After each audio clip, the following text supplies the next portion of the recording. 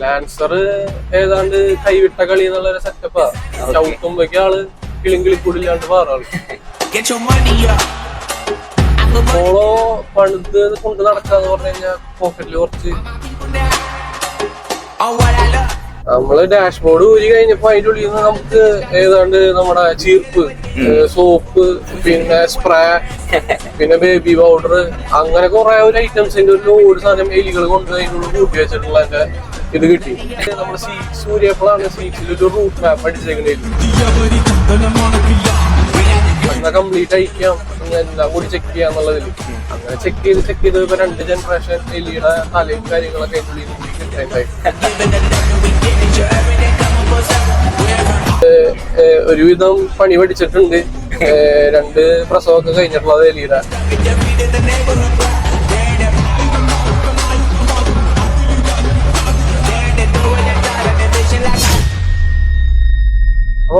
അപ്പൊ ഇതിന് മുന്നേ ഏതോ കാറാണ് നമ്മൾ യൂസ് ചെയ്തിട്ടുണ്ടായിരുന്നത്? ഇതിനു മുന്നേ നമ്മള് യൂസ് ചെയ്തിരുന്നത് ഒരു ലാൻസർ ആണ്. 1.5 ലിറ്റർ 2001 മോഡൽ ഒരു ലാൻസർ പെട്രോൾ വണ്ടി. പിന്നെ ഞാൻ ഒരു കാര്യം ചോട്ടെ, അത് ലാൻസർ 1.5 പെട്രോൾ ആണ്, ഇതും 1.5 പെട്രോൾ ആണ്. ഈ ഐവിടെക് ടെക്നോളജി ലാൻസറിന്റെ എഞ്ചിൻ വെച്ച് നോക്കും ഏതാണ് ഇത്തിരി റിലയബിൾ ആൻഡ് ഇത്തിരി കൂടിയും എന്താ പറയാ ഒരു ഇനീഷ്യൽ കിട്ടുന്നത് ഏതിനാണ്? കുറച്ചും കൂടി റെസ്പോൺസ് ഫീൽ ചെയ്തിട്ടുള്ളത് ലാൻസറിലാണ്. ലാൻസർ ഏതാണ്ട് കൈവിട്ട കളി എന്നുള്ളൊരു സെറ്റപ്പാ. ചവിട്ടുമ്പോഴേക്ക് ആള് കിളിങ്കിളിക്കൂടില്ലാണ്ട് മാറാള്. അത് പറയേണ്ട ഒരു കാര്യം തന്നെയാ വണ്ടിയുടെ. ഇതിന് പിന്നെ ചെറിയ കേസില് പെർഫോമൻസ് വൈസിൽ ലാൻസർ ആയിട്ട് കമ്പയർ ചെയ്യുമ്പോ എനിക്ക് കുറച്ചും കൂടിയും ഓടിച്ചയിലായാലും എല്ലാം കൊണ്ടും കുറച്ചും കൂടി രസമായിട്ട് തോന്നിയിട്ടുള്ളത് ലാൻസറാണ്. പിന്നെ അതിന് മുന്നായിട്ട് ഞാൻ യൂസ് ചെയ്തിരുന്നത് നമ്മുടെ പോളോ 1 ലിറ്റർ ഒരു MPI. അത് 2019 മോഡൽ ഒരു MPI ആണ് യൂസ് ചെയ്തിരുന്നത്. പക്ഷെ അത് പെർഫോമൻസ് സൈഡ് ഭയങ്കര ബോറാ. പെർഫോമൻസ് സൈഡ് ബോറെന്ന് ഉദ്ദേശിക്കുന്നത് നമ്മുടെ GT TSI അതുപോലെ TSI എഞ്ചിനൊക്കെ ആണെങ്കിൽ നമുക്ക് ഓക്കെ. ഇപ്പൊ 1.2 ആണെങ്കിലും ഇതിപ്പോ ഒരു 1 ലിറ്റർ വണ്ടി ആയതുകൊണ്ടാണ് എനിക്ക് ഭയങ്കരമായിട്ട് പവറില് ഡ്രോപ്പ് ഫീൽ ചെയ്തത്. ഓടിച്ചിട്ടുണ്ട് 1.5 ലിറ്റർ TDI ഡീസൽ വണ്ടി ഓടിച്ചിട്ടുണ്ട്. അതൊക്കെ നല്ല റെസ്പോൺസ് ഉള്ള വണ്ടിയാണ്. TSI ഒക്കെ നല്ല ക്വിക്ക് റെസ്പോൺസ് ഉള്ള വണ്ടി തന്നെയാണ്. ഞാൻ ഇത് ജസ്റ്റ് ആ ബോഡി GTIയുടെ ബോഡിയും പിന്നെ ആ ടൈമിൽ ഞാൻ എടുക്കുമ്പോ ഫ്രഷ് വണ്ടി എടുക്കുകയാണ് ചെയ്തത്. അത് മെറ്റാലിക് ഒരു സൺസെറ്റ് റെഡ് കളറാണ്. അത് അങ്ങനെ പോയി എടുത്തു. കുഴപ്പമില്ല, വണ്ടിയൊക്കെ നല്ല വണ്ടി തന്നെയാണ്. പക്ഷെ പവർ വൈസ് കുറച്ച് പുറകോട്ട് നടന്നതാണ്. ഞാൻ ഇത് 1 ലിറ്റർ MPI ഓടിച്ചിട്ടുണ്ട്. നമ്മുടെ ചാനലിൽ ഇതിന്റെ ഒരു വീഡിയോ മുന്നേ ചെയ്തിട്ടുണ്ട്.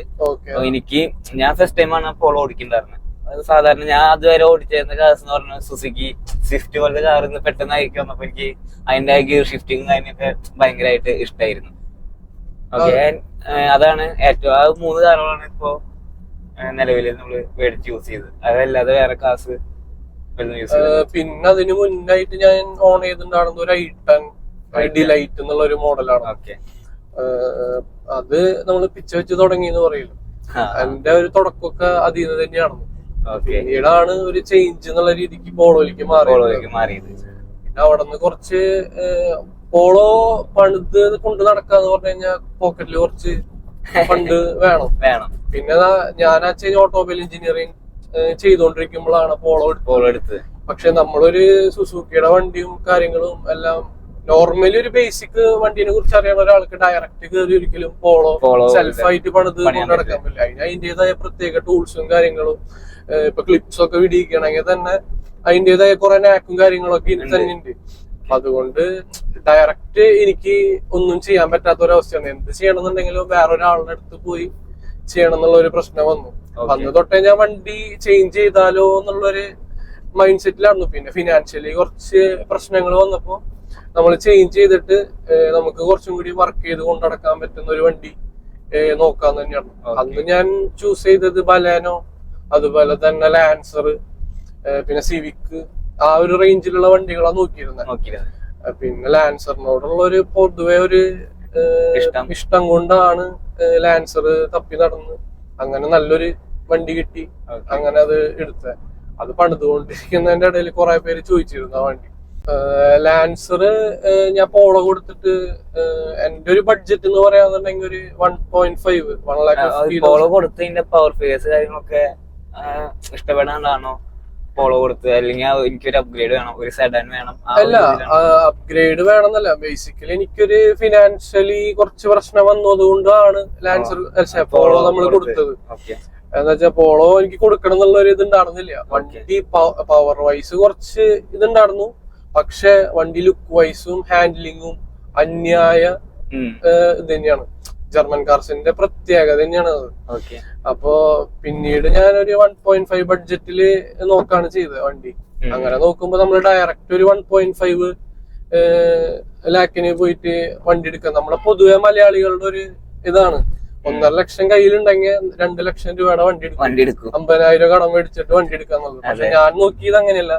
ഇപ്പൊ എന്തായാലും നമ്മളൊരു സെക്കൻഡ് ഹാൻഡ് JDM ലോവറ വണ്ടി പോയി എടുക്കുമ്പോ എന്തായാലും കുറച്ച് ഇഷ്യൂസ് കാര്യങ്ങളൊക്കെ ഉണ്ടാവും.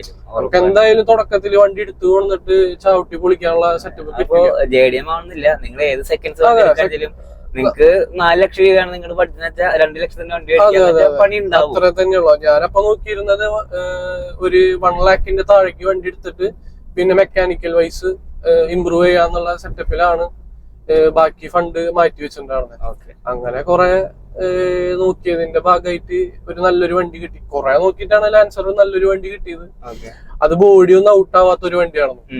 നല്ല രീതിക്ക് ബോഡി കാര്യങ്ങളെല്ലാം ഔട്ട് ആവാത്ത ഒരു വണ്ടി കിട്ടി. അങ്ങനെ എഞ്ചിൻ വൈസ് ഒക്കെ ഞങ്ങൾ അവിടെ ചെക്ക് ചെയ്യാനായിട്ട് ട്രിവാൻഡ്രം സൈഡിലായിരുന്നു ആ വണ്ടി എടുക്കണ്ടായിരുന്നത്. നമ്മൾ തൃശ്ശൂരിൽ നിന്ന് ട്രിവാൻഡ്രം വരെ പോയി ആ വണ്ടി എന്തെങ്കിലും ബാഡാന്നുണ്ടെങ്കിൽ പിന്നെ അത്രയും നമ്മുടെ ടൈമും വേസ്റ്റ് ആണല്ല. ഇതുകൊണ്ട് നമ്മുടെ ഒരു ഫ്രണ്ടിനെ അവിടെ വിളിച്ച് ചോദിച്ചപ്പോ ആള് പോയിട്ട് വണ്ടി ചെക്ക് ചെയ്തു. ആളുടെ ഒരു ഓവർവ്യൂല് വണ്ടി കുഴപ്പമുണ്ടായിരുന്നില്ല. പിന്നീട് നമ്മൾ ഇവിടുന്ന് അന്ന് തന്നെ വണ്ടി കണ്ട അന്ന് തന്നെ ബസ്സില് പോയി പുലർച്ചെ 3 മണിക്ക് അത് അങ്കമാലിന്ന് ടിക്കറ്റ് ഒക്കെ ബുക്ക് ചെയ്ത് നേരെ ചെന്ന് പോയി. ഞങ്ങളൊരു 3 ഫ്രണ്ട്സ് ഉണ്ടായിരുന്നു. എന്തിനും വിളിച്ചു കഴിഞ്ഞാൽ എപ്പോഴും അവരുണ്ടാവും. അങ്ങനെ ഞങ്ങൾ പോയി കഴിഞ്ഞപ്പോ ഒരു വർക്ക്ഷോപ്പിലാണ് ആ വണ്ടി എടുക്കുന്നത്. അപ്പൊ കണ്ടപ്പോ തന്നെ നമുക്ക് മനസ്സിലായി എന്തെങ്കിലുമൊക്കെ ഇഷ്യൂസ് കാര്യങ്ങളൊക്കെ ഉണ്ടാവും എന്നുള്ളത് ഉറപ്പാണ്. അങ്ങനെ ഞങ്ങൾ ചെക്ക് ചെയ്ത് നോക്കിയപ്പോ എഞ്ചിൻ സൈഡ് ഒന്നും യാതൊരു പ്രശ്നം വണ്ടിക്ക് പറ്റിയില്ല.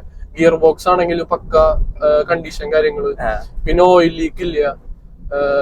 അതൊക്കെ കണ്ടു ആകെ പൊട്ടി പിടിച്ച് പ്രശ്നമായിട്ടുണ്ട്. അപ്പൊ ഞങ്ങള് വണ്ടി ചെക്ക് ചെയ്യാനായിട്ട് ആ ഫസ്റ്റ് നോക്കിയത് ഹുഡ് നമ്മള് തുറന്നു. ഹുഡ് തുറന്നു നോക്കുമ്പോഴാണ് അതില് നമ്മുടെ ഇത് എന്താ പൂച്ച അതിലൊക്കെ കേറിയിട്ടുള്ള എന്റെ ഒരു രോമം കാര്യങ്ങളൊക്കെ കിടക്കുന്നുണ്ടായിരുന്നു, ഹെയറും ഇതൊക്കെ. അപ്പൊ അത് കണ്ടപ്പോ തന്നെ നമുക്ക് മനസ്സിലായി കുറച്ചു നാള് അധികം കിടന്നിട്ടുണ്ടെന്ന് മനസ്സിലായി.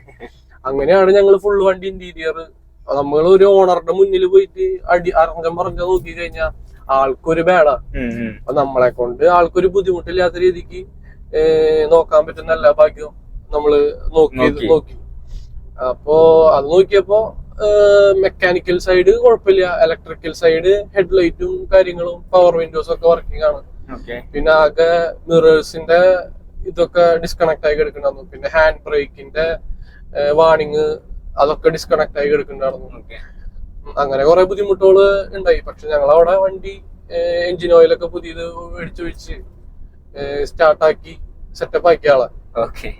അങ്ങനെ വണ്ടി ഓക്കെ ആന്ന് കണ്ടു. അന്ന് തന്നെ പേയ്മെന്റ് കൊടുത്ത് നമ്മള് വണ്ടി എടുത്ത് പോന്നു നടന്നു.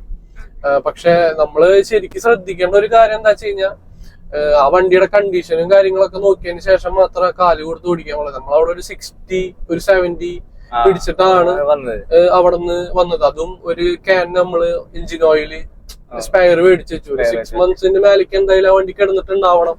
ഓണർ അത് പറഞ്ഞു. അപ്പൊ ഇനി എന്തെങ്കിലും വഴിയിൽ ഓയിൽ ലീക്ക് കാര്യങ്ങൾ വരാന്നുണ്ടെങ്കിൽ നമുക്ക് ഫില്ല് ചെയ്ത് ടോപ്പ് ചെയ്ത് പോവാന്നുള്ള കണ്ടീഷനിലാണ് നമ്മളത്. എന്ന് വെച്ചാൽ വണ്ടി വേറൊരു പ്രശ്നമില്ല വണ്ടിക്ക്. കിടന്നു പോയതിന്റെ കുറച്ച് ബുദ്ധിമുട്ടും ഇതോളം തന്നെ ഉണ്ടാവുള്ളൂ. അങ്ങനെ ഞങ്ങള് തിരുവനന്തപുരത്ത് നിന്ന് നല്ലൊരു ടൈം എടുത്തിട്ടാണ് തൃശ്ശൂർ എത്തിയത്. എന്ന് വെച്ചാൽ നമ്മൾ അങ്ങനെയാണ് അവിടുന്ന് വന്നത്. പിന്നെ പറയാന്നുണ്ടെങ്കിൽ നമ്മള് ഏതൊരു സെക്കൻഡ് ഹാൻഡ് വണ്ടി എടുക്കാന്നുണ്ടെങ്കിലും നമ്മള് നല്ല രീതിക്ക് ചെക്ക് ചെയ്യണം. നല്ല രീതിക്ക് ചെക്ക് ചെയ്യാന്ന് ഇപ്പത്തെ നമ്മൾ ആര് പോയി JDM കാർസ് ചൂസ് ചെയ്യുമ്പോഴും ഓടിപ്പോയി വണ്ടിയുടെ പെർഫോമൻസ്, ഔട്ടർ ലുക്കും അതുപോലെ തന്നെ എഞ്ചിൻ ബേ ഒക്കെ നീറ്റായി നോക്കിയിട്ടൊക്കെ എടുക്കുള്ളൂ. പക്ഷെ ഓടിച്ചു തുടങ്ങി കഴിയുമ്പോഴാണ് അവന്റെ ശരിക്കത്തെ ഇത് മനസ്സിലാവുക. അപ്പൊ നല്ല രീതിക്ക് ചെക്ക് ചെയ്തെടുക്കാൻ തന്നെ കുറെ ബുദ്ധിമുട്ടുകളൊക്കെ നമുക്ക് ഒഴിവാക്കാനായിട്ട് പറ്റും. ഇതിപ്പോ ഞാനിപ്പോ പോയി എടുത്തത് ഒരു 80,000 എനിക്കായിട്ടുള്ള വണ്ടി. അത് കഴിഞ്ഞിട്ട് എനിക്കൊരു 70,000 എനിക്ക് മെക്കാനിക്കൽ വർക്ക്സിനും ഇതിനൊക്കെ ഇമ്പ്രൂവ്മെന്റ് ചെയ്യാനായിട്ട്. എനിക്ക് ഫസ്റ്റ് ഞാൻ വണ്ടി കൊണ്ടുപോയിട്ട് ചെക്ക് ചെയ്തു എന്തെങ്കിലും ഇഷ്യൂസ് കാര്യങ്ങളുണ്ട്. പിന്നെ നമ്മുടെ കൂടെ തന്നെയുള്ള ഒരു മെക്കാനിക്കലും ഇതൊക്കെ ഇലക്ട്രിക്കൽ സൈഡൊക്കെ അറിയുന്നവരെ തന്നെയാണ്. പിന്നെ ഞാനും എഞ്ചിനീയറിംഗ് പഠിച്ചത് കൊണ്ട് നമുക്കൊരുവിധം കാര്യങ്ങൾ അതിന്റെ അറിയാം. ഔട്ടർ ലുക്ക് ബോറായിട്ടും അതുപോലെ തന്നെ ഇന്റീരിയർ ബോറായിട്ടും നമ്മൾ ആ വണ്ടി എടുത്തു. എന്തുകൊണ്ടാന്ന് വെച്ച് കഴിഞ്ഞാൽ ആ വണ്ടിയുടെ എഞ്ചിൻ വൈസും ബാക്കി മെക്കാനിക്കൽ സൈഡിലൊന്നും വേറൊരു പ്രശ്നമില്ല. അപ്പൊ ഏതൊരാള് പോയിട്ട് വണ്ടി ചൂസ് ചെയ്യുകയാണെങ്കിലും വണ്ടിയുടെ പുറം ഭാഗം നോക്കിയിട്ടല്ല ചൂസ് ചെയ്യേണ്ടത്. അതിന്റെ ഉള്ളിലിരിക്കുന്ന എഞ്ചിൻ, അതിന്റെ എന്തെങ്കിലും മെക്കാനിക്കൽ സൈഡ് വല്ല ഇഷ്യൂസോ കാര്യങ്ങളുണ്ടോ നോക്കിയിട്ട് നമ്മൾ ചൂസ് ചെയ്യാണ് വേണ്ടത്. പിന്നെ ഞാൻ എൻ്റെ ഒരു ഓട്ടോമൊബൈൽ എഞ്ചിനീയറിംഗ് കഴിഞ്ഞിറങ്ങിയ ടൈം ആയതുകൊണ്ട് എനിക്ക് ഏതെങ്കിലും ഒരു വണ്ടി എടുത്തിട്ട് അത് റീസ്റ്റോർ ചെയ്തെടുക്കണം എന്നുള്ള ഒരു ഇതുണ്ടായിരുന്നു. കറക്റ്റ് ടൈമിൽ തന്നെയാണ് ഞാൻ ലാൻസർ പോയി എടുത്തത്. അതുകൊണ്ട് എനിക്ക് ആ വണ്ടി ഒന്ന് റീസ്റ്റോർ ചെയ്തെടുക്കാന്ന് വെച്ച് കഴിഞ്ഞാൽ വണ്ടി കംപ്ലീറ്റ് അഴിച്ചു. വണ്ടിയുടെ ഇന്റീരിയർ സൈഡ് ആണെങ്കിലും ഡാഷ്ബോർഡ് അതുപോലെ സീറ്റ്സ് എല്ലാം അഴിച്ചു നമ്മള്. എന്നുവെച്ചാൽ അത്രയും മോശമായിരുന്നു ആ വണ്ടി. അങ്ങനെ എഞ്ചിൻ സൈഡിലേക്കൊന്നും വേറെ കൈവയ്ക്കേണ്ട ആവശ്യം നമുക്ക് വന്നിട്ടുണ്ടായിരുന്നില്ല. അങ്ങനെ ഞാനത് ഇന്റീരിയേഴ്സ് എല്ലാം ഒരു സൈഡൊക്കെ പാഡ്സ് ചെയ്യാൻ കൊടുത്തു. അപ്പോഴാണ് നമ്മൾ ശരിക്കുള്ള ഇതിലേക്ക് കാഴ്ച കാണുന്നത്. നമ്മൾ ട്രിവാൻഡ്രത്തുനിന്ന് വരുമ്പോ തന്നെ ആ വണ്ടിയിൽ ചെറിയ സ്മെല്ല് കാര്യങ്ങളൊക്കെ ഉണ്ടായിരുന്നു. അത്രയും ഓവറായിട്ടല്ല, എന്നാലും സ്മെല്ല് ഒരു എലി കയറിയിട്ടുള്ള സ്മെല്ലൊക്കെ ഉണ്ടായിരുന്നു വണ്ടിയിൽ. നമ്മള് ഡാഷ്ബോർഡ് ഊരി കഴിഞ്ഞപ്പോ അതിന്റെ ഉള്ളിൽ നിന്ന് നമുക്ക് ഏതാണ്ട് നമ്മുടെ ചീർപ്പ്, സോപ്പ്, പിന്നെ സ്പ്രേ, പിന്നെ ബേബി പൗഡർ, അങ്ങനെ കുറെ ഒരു ഐറ്റംസിന്റെ ഒരു ലോഡ് സാധനം എലികൾ കൊണ്ട് അതിന്റെ ഉള്ളിൽ കൂട്ടി വെച്ചിട്ടുള്ള ഇത് കിട്ടി. അതിന്റെ വീഡിയോ നമുക്ക് എന്തായാലും ആഡ് ചെയ്യേണ്ടി ഇരിക്കുന്നുണ്ട് അതിന്റെ വീഡിയോ. പിന്നെ അതുകൂടാണ്ട് നമ്മുടെ സീറ്റ്സ് ഊരിയപ്പോഴാണ് സീറ്റ്സിൽ ഒരു റൂട്ട് മാപ്പ് അടിച്ചേക്കണേല്. ബാക്കൊക്കെ ഫുൾ കംപ്ലീറ്റ്. നമ്മൾ പുറമെന്ന് നോക്കുമ്പോ സീറ്റ്സ് ഒക്കെ ഓക്കെയാണ്. സീറ്റ് ഊരി ബാക്ക് സൈഡ് നോക്കുമ്പോ ഒരു ട്രാക്കാണ്. എലി ഓടി കളിച്ചതിന്റെയും കുട്ടികള് നടന്നു പോയതിന്റെ പാടുകള്. പിന്നെ നമ്മളിത് കണ്ടപ്പോ കുറച്ചും കൂടിയും ഇതായി, എന്നാ കംപ്ലീറ്റ് അയക്കാം, എല്ലാം കൂടി ചെക്ക് ചെയ്യാന്നുള്ളതില്. അങ്ങനെ ചെക്ക് ചെയ്ത് ഇപ്പൊ 2 ജനറേഷൻ എലിയുടെ തലയും കാര്യങ്ങളൊക്കെ അതിന്റെ ഉള്ളിൽ നിന്ന് എനിക്ക് കിട്ടേണ്ടായി. അപ്പൊ എനിക്ക് മനസ്സിലായി ഒരുവിധം പണി പഠിച്ചിട്ടുണ്ട്. 2 പ്രസവമൊക്കെ കഴിഞ്ഞിട്ടുള്ളത് എലിയുടെ. അങ്ങനെ പിന്നെയും ചെക്ക് ചെയ്ത് ഡീപ്പ് ചെയ്ത് പോയോണ്ടിരിക്കുമ്പോഴാണ് നമ്മള് ഹാൻഡ് ബ്രേക്കിന്റെയും പിന്നെ അതേപോലെ നമ്മളെ ലാൻസറിന് നമുക്കൊരു ഏരിയയിൽ വരുന്നുണ്ട്. വണ്ടി ഓൺ ആക്കുമ്പോ തന്നെ പൊന്തി വരുന്ന ടൈപ്പ് ഏരിയയില് അതൊക്കെ പക്ക വർക്കിംഗ് ആയിരുന്നു. പക്ഷെ എനിക്ക് കിട്ടുന്ന ടൈമിൽ അത് വർക്കിംഗ് ഒന്നും നടന്നില്ല. അങ്ങനെ തുറന്ന് ആ ലൈനിങ് ഒക്കെ നോക്കുമ്പോ കംപ്ലീറ്റ് എലി കടിച്ചിട്ടേക്കാണ്. ഇൻഡിക്കേറ്റേഴ്സിന്റെ വയർ അത് ഇത് എന്നൊക്കെ പറഞ്ഞിട്ട് കംപ്ലീറ്റ് പോയിരിക്കും. അങ്ങനെ നമ്മളത് കംപ്ലീറ്റ് വീട്ടിൽ തന്നെ ഇട്ട് ചെക്ക് ചെയ്ത് എനിക്ക് അറൌണ്ട് ഒരു 4 months മേലെ എടുത്തു ആ വണ്ടി ഒന്ന് റീസ്റ്റോർ ചെയ്തെടുത്തു. വയറിംഗ് കിറ്റ് കാര്യങ്ങളെല്ലാം ഒരുവിധമൊക്കെ നമ്മൾ തന്നെയാണ് ചെയ്തത്. പിന്നെ ഫോഗ് ലാംപ്സിന്റെയും പിന്നെ ഫ്യൂസ് കുറെ പോയിട്ടുണ്ടായിരുന്നു. അങ്ങനത്തെ കുറെ കേസുകളൊക്കെ നമ്മുടെ മെക്കാനിക്കൽ ഇലക്ട്രിക്കൽ സൈഡിൽ കൊണ്ടു കൊടുത്തു. എന്ന് വെച്ചാൽ നമുക്കറിയാത്തൊരു ഇതായത് കൊണ്ട് നമ്മൾ കൈ വെച്ചിട്ട് ഇനി പ്രശ്നമാവണ്ടായിട്ട് അങ്ങനെ കൊണ്ടു കൊടുക്കാണ് ഉണ്ടായത്. പിന്നെ ഞാൻ വണ്ടി വീട്ടിൽ തന്നെയാണ് ഇട്ടിട്ട് അന്ന് റീസ്റ്റോർ ചെയ്തെടുത്തത്. അതുകൊണ്ട് സീറ്റ്സും കാര്യങ്ങളൊക്കെ റെക്സിന് അടിക്കാൻ കൊടുത്തു, പാഡ്സ് കൊടുത്തു വേറെ സെപ്പറേറ്റ്, പിന്നെ എല്ലാം സെപ്പറേറ്റ് ആയിട്ടാ. അപ്പൊ നമുക്ക് എല്ലാം ഇൻഡിവിജ്വൽ ആയിട്ട് പല ഷോപ്പുകൾ കൊടുത്തു കഴിഞ്ഞാൽ നമുക്ക് എല്ലാം കൂടി ഒരുമിച്ച് നമുക്ക് ഫിറ്റ് ചെയ്യാനായിട്ട് പറ്റും. ഒരു സ്ഥലത്ത് തന്നെ കൊടുത്ത് പണിയുമ്പോ എന്താ പ്രശ്നം എന്ന് വെച്ച് കഴിഞ്ഞാൽ കുറെ ടൈം എടുത്തിട്ട് നമുക്ക് വണ്ടി കിട്ടുള്ളൂ. അപ്പൊ റെക്സിന് അടിക്കാനായിട്ട് റെക്സിൻ ഷോപ്പിൽ കൊടുത്തു. പിന്നെ പെയിന്റിങ് അടിക്കാൻ പെയിന്റിങ്ങിന് ഊരി കൊടുക്കേണ്ട സാധനങ്ങൾ കൊടുത്തു. പിന്നെ AC വെന്റ്സിന്റെയും പിന്നെ പാഡ്സും കാര്യങ്ങളൊക്കെ നമ്മൾ ഡിപ്പ് ചെയ്തു. കാർബൺ ഫൈബർ ഡിപ്പ് കൊണ്ട് ചെയ്തിട്ടുണ്ടായിരുന്നു. അങ്ങനെ പിന്നെ സ്റ്റിയറിംഗ് നമുക്ക് വന്ന ലിമിറ്റഡ് എഡിഷന്റെ ഒരു സ്റ്റിയറിംഗ് ആണ് ആ വണ്ടിയിൽ ആഡ് ചെയ്തിട്ടുണ്ടായിരുന്നത്. അങ്ങനെ കുറച്ച് കാര്യങ്ങള് ചെയ്തു. അത് വേറൊരു കാർ, ഒരു ഫാമിലി കാർ അപ്ഗ്രേഡ് ചെയ്യാനായിട്ടാണ് അത് കൊടുത്തിട്ട് നമ്മൾ ഈ വണ്ടി എടുത്തത്. അപ്പൊ ഈ വണ്ടി എടുക്കാൻ പോകുമ്പോഴും അതേപോലത്തെ ഒരു കണ്ടീഷനിലായിരുന്നോ വണ്ടി എടുക്കണ്ടായിരുന്നത്? അല്ല, ഇത് ഫാമിലി യൂസ് ചെയ്തോണ്ടിരിക്കുന്ന ഒരു വണ്ടി തന്നെയായിരുന്നു. അവര് ഇത് കൊടുക്കാണ്ടായ കാരണം എന്താ വെച്ച് കഴിഞ്ഞാൽ അവരുടെ കാർ പോർച്ച് കുറച്ച് ബാക്കിലോട്ട് ഇറങ്ങിയിട്ടായിരുന്നു, വീടിനോട് ചേർന്നിട്ടായിരുന്നു. അപ്പൊ ഈ വണ്ടി ആ പോർച്ചിൽ ഇടുമ്പോ ഇതിന്റെ ഡിക്കിയുടെ ബാക്ക് ഡോറിന്റെ അവിടെ നിന്ന് ആ പുറത്തേക്ക് വെയിലും മഴയും കൊണ്ടിട്ട് ഭയങ്കരമായിട്ട് വണ്ടി ഫെയ്ഡായി കിടക്കുകയായിരുന്നു. ബാക്ക് സൈഡ് മാത്രം, ഫ്രണ്ട് ഒക്കെ ഓക്കെയാണ്, പക്ഷെ ബാക്ക് സൈഡ് അങ്ങനെ മഴയും വെയിലും കൊണ്ടിട്ട് അങ്ങനെ പ്രശ്നങ്ങൾ ഉണ്ടാകും. പക്ഷെ ഇന്റീരിയർ വൈസ് എനിക്ക് പക്കയായിട്ട് തന്നെയാണ് തോന്നിയത്. എഞ്ചിൻ സൈഡ് ആണെങ്കിലും പിന്നെ റസ്റ്റ് കാര്യങ്ങളൊന്നും ഉണ്ടായിരുന്നില്ല വണ്ടിക്ക്. പൊതുവെ ഈ വണ്ടിക്ക് വരുന്ന ഒരു കേസാണ് റസ്റ്റ്, അത് ഉണ്ടാവാറ്. ഈ വണ്ടിക്ക് അങ്ങനെ റസ്റ്റ് കാര്യങ്ങളൊന്നും ഉണ്ടായിട്ടില്ല. അപ്പൊ അങ്ങനെയാണ് ഈ വണ്ടി ഇഷ്ടപ്പെട്ടത്. ഈ വണ്ടി ഞാൻ എടുക്കുന്നത് ലാസ്റ്റ് ഇയർ ആണ്. ലാസ്റ്റ് ഇയർ എനിക്ക് തോന്നുന്നു ഒരു മാർച്ച് ഏപ്രിൽ ആ ഒരു ടൈമിലാണ് ഈ വണ്ടി എടുക്കുന്നത്. ഈ വണ്ടി ഞാൻ OLX-ലെ കണ്ട. മറ്റേത് ഞാൻ മാർക്കറ്റ് പ്ലേസും OLX-ഉം ഞാൻ ഇടയ്ക്കിടയ്ക്ക് സെർച്ച് ചെയ്തിരുന്നു. അപ്പൊ അതില് സെർച്ച് ചെയ്തിട്ട് പല വണ്ടികളും പോയി കണ്ടു. അതിലൊന്നും എനിക്ക് ഇഷ്ടപ്പെടുന്ന ഒട്ടും സാറ്റിസ്ഫൈഡ് ആയിരുന്നില്ല. പോയി കാണുമ്പോ ഫോട്ടോയിലുള്ള ഭംഗിയല്ല പോയി കാണുമ്പോ ഉണ്ടായിരുന്നു. പക്ഷെ ഈ വണ്ടി ഞങ്ങളൊരു 4 വണ്ടി നോക്കാനായിട്ട് എറണാകുളം സൈഡ്, ആലുവ എറണാകുളം ആ സൈഡിലേക്ക് ഒരു ദിവസം മാറ്റി വെച്ചിട്ട് ഇറങ്ങി. അങ്ങനെ ഇറങ്ങണതിന്റെ ഇടയിലാണ് ഒട്ടും പ്ലാൻഡ് ആണെന്നില്ല. അതിന്റെ ഇടയിൽ നമ്മൾ OLX നോക്കുമ്പോഴാണ് ഈ വണ്ടി ആലുവയില് കാണുന്നത്. അങ്ങനെ അന്ന് നമ്മള് ബാക്കിയുള്ള വണ്ടിയൊക്കെ നോക്കി ചെക്ക് ചെയ്ത് വരുമ്പോ ഇഷ്ടപ്പെട്ടില്ല 4 വണ്ടി നോക്കിയത്. പിന്നെ വന്നപ്പോഴാണ് ഈ വണ്ടി ഇഷ്ടമായത്. അതിന് മുന്നും നമ്മള് സിറ്റി നോക്കിയിരുന്നു. എനിക്ക് തോന്നുന്നു വീടിന്റെ അടുത്ത് തന്നെ ഒരു വണ്ടി ഞാൻ പോയി നോക്കിയിരുന്നു. അത് കഴിഞ്ഞിട്ടാണ് ഇപ്പൊ ഒരു 4 വണ്ടി നോക്കി. അത് കഴിഞ്ഞിട്ട് പിന്നെ ഈ വണ്ടിയിലേക്ക് വന്നത്. ഇതിന്റെ സ്റ്റോക്ക് കളർ ബ്ലാക്ക് തന്നെയായിരുന്നു. വണ്ടി നല്ല തിളങ്ങിയിരിക്കുന്ന വണ്ടിയായിരുന്നു. പക്ഷെ എന്തിന്റെ പ്രശ്നം വെച്ചാൽ ഓവർ കെയർ ചെയ്ത് പോളിഷ് ചെയ്തിട്ട് കറുപ്പ വണ്ടി വെളുപ്പിച്ചവര്.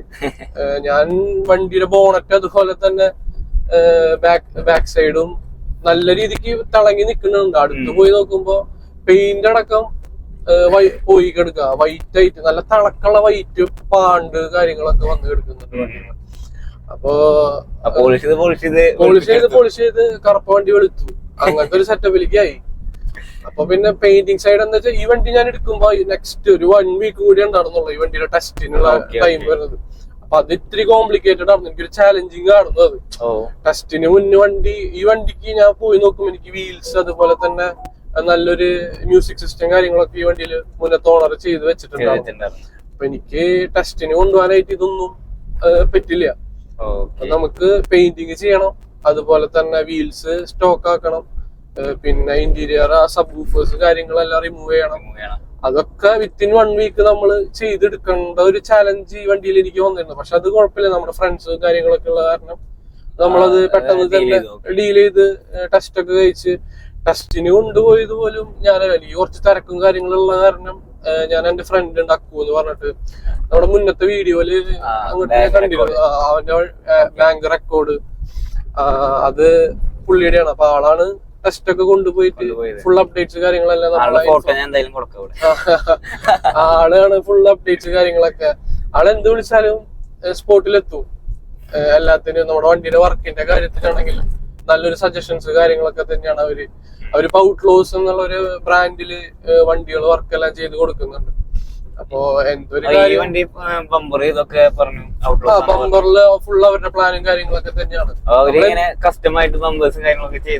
അതെ അതെ അതെ. നമ്മൾ എന്തെങ്കിലും സജഷൻ ഉണ്ട് കാര്യങ്ങൾ ഉണ്ടെന്നുണ്ടെങ്കിൽ ജസ്റ്റ് അവരുടെ അടുത്ത് ഇൻഫോം ചെയ്ത് കഴിഞ്ഞാൽ നിങ്ങൾക്ക് എന്തെങ്കിലും ബമ്പേഴ്സ് വഴി അങ്ങനത്തെ ബമ്പേഴ്സിന്റെ കിറ്റ് കാര്യങ്ങൾ കയറ്റാം, അല്ലെങ്കിൽ അത് കസ്റ്റം ചെയ്യാം. അല്ലെങ്കിൽ നമ്മള് സ്പോയിലർ വിങ്സ് കാര്യങ്ങളൊക്കെ വെക്കാനായിട്ടുള്ള ഇത്, പിന്നെ എക്സോസ്റ്റ് ചെയ്യുന്ന അങ്ങനെ പെർഫോമൻസ് സൈഡ് ഇതും ചെയ്യുന്നുണ്ട്. പെർഫോമൻസ് സൈഡ് ഞാൻ ഈ വണ്ടി എടുത്തിട്ട് സ്റ്റേജ് 2 ചെയ്യണം എന്നുള്ളൊരു പ്ലാൻ ഉണ്ടായിരുന്നു. അല്ല, ഈ ഔട്ട്ലോസ് പറഞ്ഞ ആ ഒരു ആൾക്കാര് ഈ പെർഫോമൻസ് സൈഡ് ചെയ്യുന്നുണ്ടോ? അവര് ഇപ്പൊ പെർഫോമൻസ് സൈഡ് ചെയ്യുന്നുണ്ട്. വർക്ക്സ് എല്ലാം അവര് എടുക്കുന്നുണ്ട് എന്നാണ് പറഞ്ഞത്. അങ്ങനെയുള്ള ഏതൊരു വർക്കാണ് നമുക്ക് ഔട്ട്ലോസ് നോക്കാം. അവരുടെ ഞാൻ ഡീറ്റെയിൽസ് എന്തായാലും ഞാൻ അടിയിൽ കൊടുക്കുന്നതായിരിക്കും. അതുപോലെ നമ്മുടെ ഹോണ്ട അക്കൗണ്ട് വീഡിയോ കാണാത്തവരെ കാണാം. അതാണ് ഈ ഔട്ട്ലോസ് എന്ന് പറഞ്ഞ ഈ ബ്രാൻഡിന്റെ മൊയിലാളി. ഓക്കെ, ഈ ഒരു കാറ് ഇനി അപ്ഗ്രേഡ് ചെയ്യാനായിട്ട് താല്പര്യമുണ്ടോ? ഇത് മെയിൻ ആയിട്ട് എനിക്ക് ഇനി സ്റ്റേജ് 2 റീമാപ്പ് ചെയ്യണമെന്നുണ്ട്. സ്റ്റേജ് 2 ചെയ്തില്ലെങ്കിലും സ്റ്റേജ് 1 എങ്കിലും ചെയ്ത് ട്രൈ ഔട്ട് ചെയ്യണം. പിന്നെ സീറ്റ്സ് അപ്ഗ്രേഡ് ചെയ്യാണ്ട്, സ്പോർട്സ് സീറ്റ് ആക്കാനുണ്ട്. പിന്നെ എക്സോസ്റ്റിന്റെ സൈഡിലേക്ക് വരാന്നുണ്ടെങ്കിൽ നമുക്കൊരു എയർ ഇൻടേക്ക് അതുപോലെ ഹെഡേഴ്സ് അടിക്കാനുണ്ട്. ഞാന് ഇതൊക്കെയാണ് എന്റെ ഫ്യൂച്ചർ അപ്ഗ്രേഡ്സ് ആയിട്ട് ഞാൻ നോക്കിയിരുന്നത്. പിന്നീട് എനിക്ക് ചെറിയൊരു ബിസിനസിന്റെയും കാര്യങ്ങൾക്കൊക്കെ മൂവ് ചെയ്യേണ്ടതായിട്ട് വന്നോണ്ട് ചെറിയൊരു പ്ലാൻ ഉണ്ട് മാറ്റാനായിട്ട് വണ്ടി. അത് ഫിക്സ് ചെയ്തിട്ടില്ല മാറ്റണോ വേണ്ടെന്നുള്ളത്. അതുകൊണ്ട് ഞാനിപ്പോ വേറെ അപ്ഗ്രേഡ്സും കാര്യങ്ങള് ഒന്നും ചെയ്യാണ്ട് ഇരിക്കുക. ഒരു 6 months ഞാനിപ്പോ ഫുൾ ബിസിനസിന്റെ ഒരു ഗ്രോത്തിന് വേണ്ടിട്ട് ഇങ്ങനെ നടന്നുകൊണ്ടിരിക്കുകയാണ്. ആ ഒരു ഗോൾ അച്ചീവ് ചെയ്തിട്ട് ബാക്കി ചെയ്യാന്നുള്ള ഒരു പ്ലാൻ കൊണ്ട് ഇങ്ങനെ വെയിറ്റ് ചെയ്ത് ഇങ്ങനെ നിക്കാം. ഈ വണ്ടി കൊടുത്ത് വേറൊരു വണ്ടി മേടിക്കാനായിട്ട് പറഞ്ഞു. ഇപ്പൊ ഫാമിലി യൂസ് ഇപ്പൊ നടക്കുന്നില്ലല്ലോ, ഓവർ ചെയ്തോണ്ട് അവനൊരു സ്ഥലത്ത് അർജന്റായി പോവാനും ഈ കാർ കൊണ്ട് പറ്റുന്നില്ല. അപ്പൊ ഈ കാറ് ഒന്ന് അപ്ഗ്രേഡ് ചെയ്യാ അല്ലെങ്കിൽ മാറ്റി വേറൊരു കാർ എടുക്കാനുള്ള തീരുമാനമുണ്ടോ? വേറൊരു വണ്ടി എന്ന് ഉദ്ദേശിക്കുന്നത് കുറച്ച് നാളത്തേക്ക് ഒരു വണ്ടി എന്തായാലും അത്യാവശ്യമാണ്. കുറച്ച് ഓട്ടം കാര്യങ്ങൾ കൂടുതലായതുകൊണ്ട് ലോങ് കാര്യങ്ങളൊക്കെ പോകേണ്ടി വരുന്നുണ്ട്. അപ്പൊ ഇത് കൊണ്ടുപോകുമ്പോ ഭയങ്കര ബുദ്ധിമുട്ടാണ് നമുക്ക്.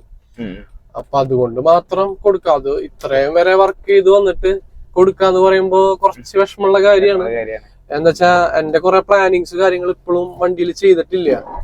അപ്പൊ അത് ചെയ്യാനുള്ള ഒരു ഇതുകൂടിയും ഉണ്ട് അതിന്റെ ഇടയില്. അപ്പോ ഇതാണ് ഈ കാറിനെ കുറിച്ചുള്ള സ്റ്റോറി. ഈ കാറിനെ കുറിച്ചും പ്രീവിയസ് ആയിട്ട് ബ്രോ യൂസ് ചെയ്ത കാർസിനെ കുറിച്ചുള്ള സ്റ്റോറി ഇതാണ്. ഞങ്ങള് ഇത് ഞാൻ ഏറ്റവും അധികം ഇത് പറയണ്ടെന്ന് വിചാരിച്ചത്. പിന്നെ സ്റ്റോറി ഭയങ്കര ഇൻട്രസ്റ്റിംഗ് ആയതുകൊണ്ട് ഞാൻ പിന്നെ നമുക്ക് ഇതും കൂടി പറയാം എന്നൊരു ഇതായി. ജയിലുകാരന്റെ നമ്മള് ഒരു സെക്കൻഡ് ഹാൻഡ് കാറ് ചൂസ് ചെയ്യുമ്പോ എല്ലാവർക്കും ഉണ്ടാവും ഇതുപോലെ ഒരു സ്റ്റോറി. സെക്കൻഡ് ഹാൻഡ് ഒരു JDM ഒരു പ്രാന്തം പോയിട്ട് ഏതൊരു സെക്കൻഡ് ഹാൻഡ് വണ്ടി എടുക്കുകയാണെങ്കിൽ അതിന് എന്തെങ്കിലും കുറവുകൾ കുറെ ചാലഞ്ചിങ് കഴിഞ്ഞിട്ടാവും ഒരു വണ്ടി. ഇപ്പൊ ഈ വണ്ടിയാണെങ്കിൽ തന്നെ ഇതിന്റെ ഫസ്റ്റത്തെ ലുക്ക് ആരും കാണുന്നില്ല. നമ്മൾ ഈ പണിത് കഴിഞ്ഞിട്ടുള്ള ഔട്ട് മാത്രമാണ് ഏതൊരു വണ്ടിയും നമ്മൾ പുറമെ ആൾക്കാർ നോക്കുമ്പോ കാണുന്നുള്ളൂ. പക്ഷെ ആ ഒരു വണ്ടിയിലോട്ട് എത്താൻ വേണ്ടിയിട്ട് കുറെ കാര്യങ്ങള് നമ്മള് ചെയ്തിട്ടുണ്ട്. ഈ വണ്ടിയുടെ ഓവറോള് പറയാന്നുണ്ടെങ്കിൽ ഇപ്പൊ എക്സ്റ്റീരിയർ വൈസ് നമ്മള് ഫ്രണ്ട് ആണെങ്കിലും അതുപോലെ തന്നെ ബാക്ക് സൈഡ് ആണെങ്കിലും സൈഡ് പ്രൊഫൈൽ ആണെങ്കിലും നമ്മൾ ചെറിയ ചെറിയ ഒരു യൂണീക്നെസ് കൊണ്ടുവരാനായിട്ട് നോക്കിയിട്ടുണ്ട്. മാത്രല്ല വേറൊരു കാര്യം ഞാൻ പറയാൻ മറന്നു. ഈ പൊതുവെ JDM കാസിന്റെ ഒരു ഡിസൈൻ ഉണ്ട്. അത് ക്യാബിൻ ഫോർവേഡ് എന്ന് പറഞ്ഞിട്ടൊരു ഡിസൈൻ. ആ ഡിസൈൻ ഉദ്ദേശിക്കുന്നത് എന്താന്ന് വെച്ചാൽ നമ്മുടെ എഞ്ചിനും കാര്യങ്ങളൊക്കെ നമുക്ക് ഒരുപാട് അധികം എഞ്ചിൻ റൂമിന്റെ ആവശ്യമില്ല. നമുക്ക് വേറെ കാസിൽ കണ്ടിട്ടുണ്ട് വെറുതെ കുറെ സ്പേസ് വിട്ടുകിടക്കുന്നത്. അപ്പോ ഈ എഞ്ചിനും കാര്യങ്ങളൊക്കെ മാക്സിമം ഫോർവേഡ് ആക്കി വെച്ചിട്ട് ഇന്റീരിയർ സ്പേസ് മാക്സിമം കൂട്ടാനായിട്ടാണ് ഈ JDM കാസ് മെയിൻ ആയിട്ട് ശ്രദ്ധിച്ചേക്കുന്നത്. ഏത് JDM കാസ് എടുത്താലും നമുക്ക് നോക്കാം. സുസുക്കി ആണെച്ചാലും ഈ ഹോണ്ട ആണെച്ചാലും മിറ്റ്സുബിഷി ആണെച്ചാലും എല്ലാ കാസിനും ഈ ഫ്രണ്ടിലോട്ട് ഇങ്ങനെ തള്ളി ബാക്കിലോട്ടും മാക്സിമം ഇന്റീരിയർ സ്പേസ് കൂട്ടാനായിട്ടുള്ള ഒരു ഡിസൈനാണ് ക്യാബിൻ ഫോർവേഡ് എന്ന് പറഞ്ഞിട്ടൊരു ഡിസൈൻ. അത് പറയേണ്ടതായിരുന്നു. ഞാൻ ആ സ്റ്റാർട്ടിങ്ങിൽ പറയണം എന്ന് വിചാരിച്ചായിരുന്നു. ഒരുപാട് പേർക്ക് അറിയില്ല, ഒരുപാട് ശ്രദ്ധിച്ചിട്ടുണ്ടോ, ബട്ട് അതിനെ കുറിച്ച് ചിന്തിച്ചിട്ടുണ്ടാവില്ല. പിന്നെ ഇതിന്റെ ഓവറോള് പറയാന്നുണ്ടെങ്കിൽ ഫ്രണ്ട് സൈഡ് ആണെങ്കിലും ബാക്കും അതുപോലെ സൈഡ് പ്രൊഫൈലിലേക്ക് വരുമ്പോഴും നമ്മൾ യൂണീക്ക് ആയിട്ടുള്ള ഫാക്ടേഴ്സ് ആഡ് ചെയ്യാൻ ശ്രമിച്ചിട്ടുണ്ട്. ഫ്രണ്ടിൽ നമുക്ക് എല്ലാവർക്കും ഉള്ളൊരു സംശയമാണ് ഇന്റർകൂളേഴ്സ് കണ്ടിട്ട് ടർബോ ഉണ്ടോ എന്നുള്ളത്. പലരും എനിക്ക് മെസ്സേജ് അയച്ച് ചോദിക്കാറുണ്ട്, ബ്രോ ഇതില് ടർബോസ് ആഡ് ചെയ്തിട്ടുണ്ടോ. അപ്പോ ശരിക്കും ഇന്റർകൂളേഴ്സ് വരുന്നത് ഫേക്ക് ഇന്റർകൂളേഴ്സ് ആണ് നമ്മൾ ആഡ് ചെയ്തിട്ടുള്ളത്. അതും കുറെ നമ്മൾ സെർച്ച് ചെയ്തതിന് ശേഷമാണ് ആ ഒരു ഇന്റർകൂളേഴ്സ് ആയിട്ട് നമ്മൾ വന്നത്. എന്താ വെച്ചാൽ എന്റെ ഫസ്റ്റ് ഒരു ഓപ്ഷൻ എന്ന് പറയാ ഇൻഡിക്കയുടെ ഇന്റർകൂളേഴ്സ് ആയിരുന്നു ചെയ്യാനായിട്ട്. പക്ഷെ അത് അത്രയും രസമായിട്ട് എനിക്ക് തോന്നിയില്ല. പിന്നീട് നമ്മൾ നേരെ സ്കോർപിയോന്റെ ഇന്റർകൂളേഴ്സിലേക്ക് മാറി. അപ്പൊ അതാ വെച്ചാൽ കുറച്ചും കൂടി ബോക്സി ടൈപ്പാ. അപ്പൊ ആ ഒരു ഏരിയയിലേക്ക് സ്യൂട്ട് ആവാണ്ടായിട്ടുള്ള ഇത് വന്നു. അപ്പൊ പിന്നീട് നമ്മുടെ കുറച്ചുകൂടി ലെങ്തി ആയിട്ടുള്ള ആ ഒരു സ്പേസ് ആണ് അവിടെ വരുന്നത്. അപ്പൊ അങ്ങനെ ഞാൻ പിന്നെ വോക്സ് വാഗൻ വെന്റോന്റെ ഇന്റർകൂളേഴ്സ് നോക്കി. അത് നമുക്ക് സൈസ് അത്രയും രസമായി തോന്നിയില്ല. അങ്ങനെ കുറെ നാളത്തെ സെർച്ചിന് ശേഷമാണ് നമുക്ക് നമ്മുടെ ഒരു ഫ്രണ്ട് റെക്കമെൻഡ് ചെയ്തത് നമ്മുടെ ഈ ഒരു ഫോർഡ് ഫിഗോ ഡീസലിന്റെ ഇന്റർകൂളേഴ്സ്. അത് കറക്റ്റ് സൈസ് ആയിരുന്നു. പക്ഷെ നമ്മൾ എപ്പോഴും സെക്കൻഡ്സ് പോയി എടുക്കുമ്പോ നല്ല നീറ്റ് ആൻഡ് ക്ലീൻ ആയി കിട്ടില്ല നമുക്ക് ഇന്റർകൂളേഴ്സ്. അപ്പൊ നല്ലപോലെ ചെളിയും കാര്യങ്ങളും അതുപോലെ ബെൻഡും ഇതൊക്കെ ഉണ്ടായിരുന്നു. അതൊക്കെ നമ്മള് സൈഡൊക്കെ ഗ്രൈൻഡ് ചെയ്ത് കളഞ്ഞു, ടോപ്പ് ഗ്രൈൻഡ് ചെയ്ത് കളഞ്ഞു. അത് കഴിഞ്ഞിട്ടൊരു എനിക്ക് തോന്നുന്നു ഒരു 3 ഇഞ്ചിന്റെ പൈപ്പ്സ് ആണെന്ന് തോന്നുന്നു സൈഡിൽ. അത് ഒരു ഒറിജിനൽ ഫീൽ കിട്ടാൻ വേണ്ടിയിട്ടാണ് നമ്മൾ എക്സ്റ്റെൻഡ് ചെയ്ത് പൈപ്പ് കൊടുത്തിട്ടുള്ളത്. അതെ, ഇന്റർകൂളേഴ്സ് കട്ട് ചെയ്ത് ലെവൽ ചെയ്തിട്ട് നമ്മൾ 2 സൈഡിലും നമ്മൾ സ്ട്രെയിറ്റ് കൊടുത്തിട്ടില്ലേ പൈപ്പ്. എന്താ വെച്ചാൽ ആ ഒരു സിറ്റിയുടെ ഗ്യാപ്പ് കുറച്ച് കുറവാ. അപ്പൊ പൈപ്പ് കാണണമെന്നുണ്ടെങ്കിൽ കുറച്ച് ബെൻഡാക്കി കൊടുത്തു കഴിഞ്ഞാൽ കുറച്ചും കൂടി നല്ല രസമായിട്ട് തോന്നും. അപ്പൊ 2-3 വട്ടം നമ്മള് സ്ട്രെയിറ്റ് ചെയ്ത് നോക്കി, അതുപോലെ പിന്നെ ചെരിച്ച് നോക്കി, അങ്ങനെയൊക്കെ നോക്കിയിട്ട് ഷൂട്ട് ആവുന്ന ഒരു പൊസിഷനിലാണ് ഇപ്പോ വെച്ചിരിക്കുന്നത്. അത് പിന്നെ ബാക്ക് സൈഡിലോട്ട് വരാന്നുണ്ടെങ്കിൽ നമ്മള് ഡക്ടൈൽസ് ആണ് ആഡ് ചെയ്തിട്ടുള്ളത്.